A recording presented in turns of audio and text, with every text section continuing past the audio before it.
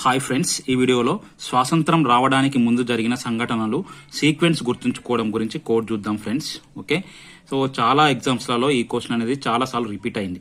So ఈ sequence మనకు గుర్తుంటే 1 మార్క్ అనేది మన చేతిలో ఉంటుంది.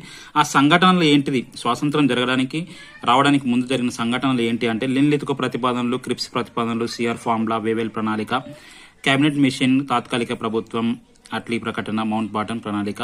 సో ఇవన్నీ ఇచ్చేసేసి వీటిని సీక్వెన్స్ లో అరేంజ్ చేయమంటాడు. సో దాన్ని గుర్తుంచుకోవడం గురించి కోడ్ చూద్దాం ఫ్రెండ్స్.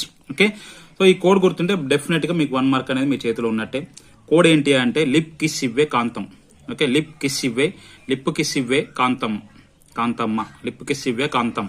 ఓకే, ఇది గుర్తుంటే స్వాతంత్రం రావడానికి ముందు జరిగిన సంఘటనలు అన్ని కూడా సీక్వెన్స్ లో గుర్తుంటాయి ఫ్రెండ్స్. సో ఇక్కడ లీ బేస్ చేసుకొని లిన్లిత్కో ప్రతిపాదనలు 1940, క్రీ బేస్ చేసుకొని క్రిప్స్ ప్రతిపాదనలు 1942, సి బేస్ చేసుకొని సిఆర్ ఫార్ములా 1944, వే బేస్ చేసుకొని వేవెల్ ప్రణాళిక 1945, నెక్స్ట్ కా బేస్ చేసుకొని కేబినెట్ మిషన్ 1946, తా బేస్ చేసుకొని తాత్కాలిక ప్రభుత్వం 1946, ఏ బేస్ చేసుకొని అట్లీ ప్రకటన 1947, ఎం బేస్ చేసుకొని మౌంట్ బాటన్ ప్రణాళిక 1947. సో ఈ లిప్ కిస్ ఇవే కాంతం గుర్తుంటే మీకు స్వాతంత్రం రావడానికి ముందు జరిగిన సంఘటనలు సీక్వెన్స్ ఈజీగా గుర్తుంటుంది ఫ్రెండ్స్. సో చాలా ఎగ్జామ్స్ లో రిపీట్ అవుతుంది క్వశ్చన్.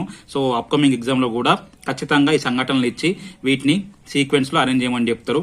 ఓకే, దాని గుర్తుంచుకోవడం కోసం మనం చేయాల్సింది ఏంటి అంటే సింపుల్ గా లిప్ కిస్ ఇవే కాంతం గుర్తుంటే మీకు ఆటోమేటిక్ గా ఈ సంఘటనలను గుర్తుంటది.